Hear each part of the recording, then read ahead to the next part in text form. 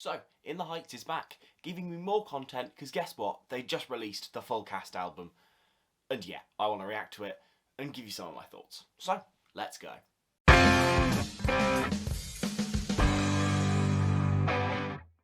Pop these bad boys in, get a wee flex on. So, I've got the soundtrack up, let's give it a listen.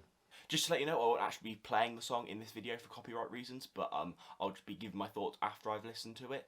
But if you want to listen to it yourself, I'll leave the playlist in the description so you can check it out yourself. Now, In the Heights as a song, I've already reacted to, which you can see in the card. Overall, I really liked it. I thought there were some elements that were a bit dodgy. I wasn't convinced by the Vanessa from that song, but overall, I really liked the build. I thought the ending was fantastic, so that was a great start. Next, I listened to Benny's Dispatch, and Corey Hawkins is fantastic. I said this in the In the Heights reaction video, but I think Corey Hawkins is a very good replacement for the energy of a youthful Chris Jackson, and that definitely shows here. However, the song itself just does feel very much like the original does, which isn't a bad thing. It recaptures that energy really well, and overall is a really good adaptation of it. Now we're going to get to something that I have problems with, and that's Breathe. Now, Breathe, I think, is one of the best In the Heights songs, and in fact, I think it's the best In the Heights song. Unfortunately, when mixing this track, and the way they've done it, I don't think they've realised why the original works so well. Why the original works is because of the voice is so powerful, and the message is so powerful, and the build is so good. However, in this version, the build is good, the build still works, however, the backing vocals have been made louder and more powerful, and the Nina's voice is less powerful, and it's a bit more pedestrian and timid, and it's personally not for me. This version of Breathe will never replace the one that I now love. Honestly, No Me a Diga genuinely hasn't been changed that much, and as I said, that's not a bad thing, because I love the original.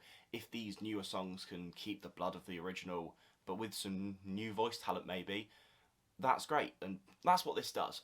It's got the same energy, the same humour, the same overall vibe. It feels great. I really enjoyed the No Me a Diga on this soundtrack. It won't be long now. Now, I said earlier that in what I've seen of the Vanessa, she hasn't quite convinced me, if I'm honest. But yeah, I did quite like this. I mean, it's quite a shame for the Vanessa song that I found Anthony Ramos and his verse the standout in it.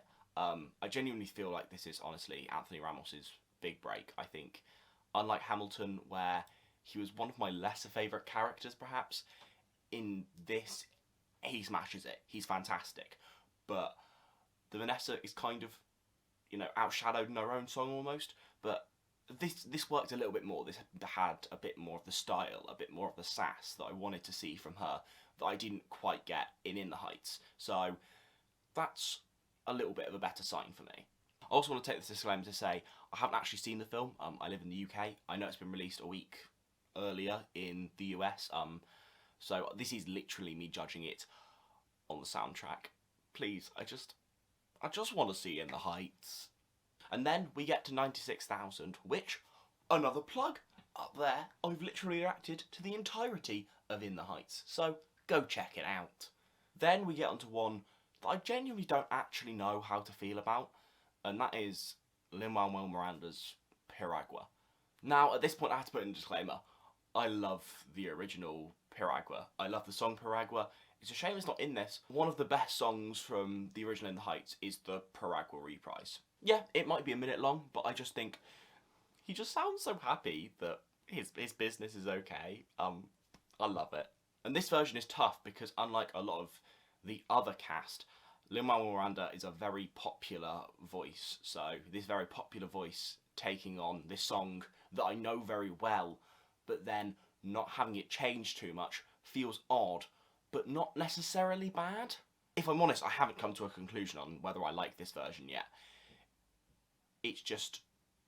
It's too similar while being too different, but not in a good or a bad way, and therefore I'm confused, and you're now confused. Have fun. Now we get on to When You're Home, which honestly, this could be one of the best songs on this soundtrack. Well, I love the one on the original soundtrack. this one does something different in that it doesn't necessarily take away from the original, but it does something new that doesn't feel odd. It has the beautiful first minute where it's very emotional and does a really good job in that element, yet it transitions into a more slower, slyer way of doing it at first, but in a great way. It's a lot more cool, it's a lot more free, and it really works, especially again, this Benny nailing it, and this Nina doing a great job, to be honest. Then obviously it has the build, and you know me, I love a musical theatre build, and this smashes it. Overall, yeah, I genuinely thought this was a great version of When You're Home. I'm really excited to keep on listening to that one. The club is literally the club in the original, just with new actors. Like I could tell if it was Lynn or Anthony singing the main part, but apart from that, it's literally, I can't tell the difference, if I'm completely honest, apart from you can tell the singing voices, but like arrangement wise and like quality wise, it's the same damn song. Now we get onto Blackout, and if I'm completely honest, I didn't like this version as much as the original. The original as an Act 1 finale really builds the intensity, but has some great intensity from the start, but it just keeps you hooked.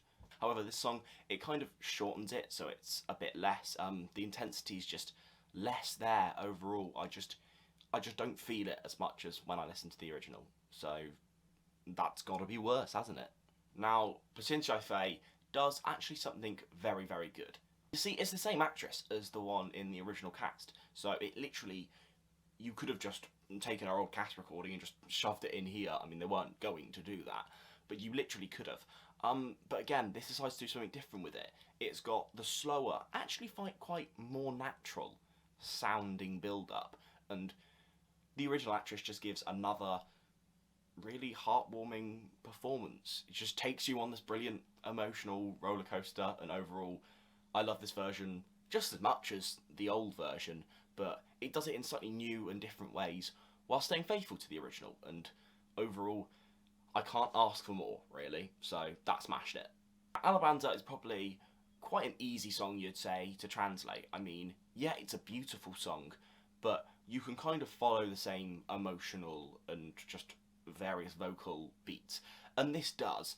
If I'm completely honest, while I've never claimed Lin-Manuel Miranda to be a top actor, for example, I think he's just so much of a better composer and, you know, musical writer than he is actor.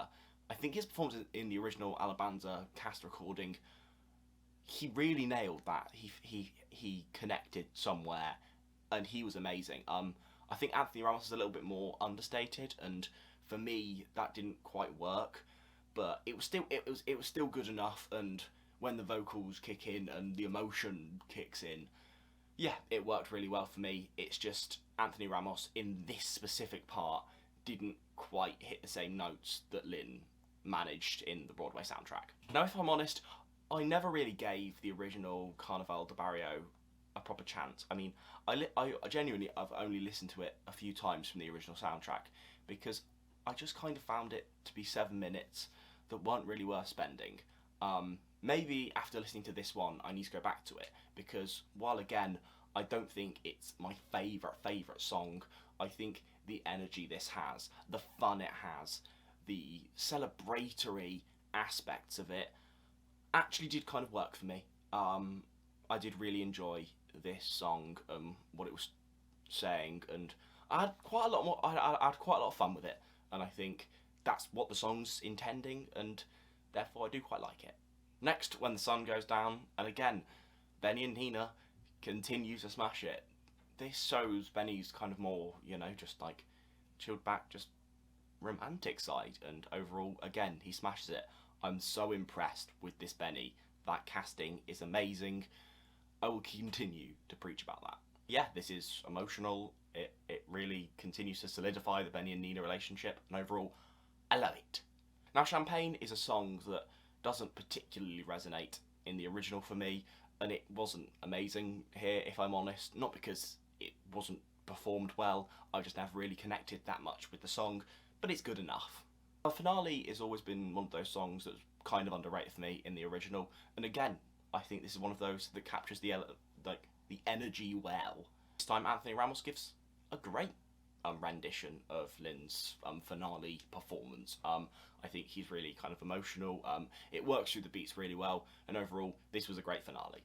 Now I just want to touch on some of the songs that didn't make it into this film, or as far as I know, didn't make it into this film. Maybe they made it through in speech elements, or maybe like a little song that isn't worthy on the soundtrack, but this is my thoughts on those. Inutil is one of the most underrated in the Heights songs. I think the emotions that it can bring out are fantastic, and I think it should have been here. I love Inutil. The next song on the list is Sunrise, another Benny and Nina song, and I think overall, apparently they're trying to focus more on the Vanessa and Usnavi relationship and less on Benny and Nina. I think that's the mistake, because I think Benny and Nina are the better relationship in this, and the one that I connect with more. I can see they already have like they have a lot of songs that Benny and Nina are both involved in, so you can kind of see why they're not involved and they don't do this one, but I like it.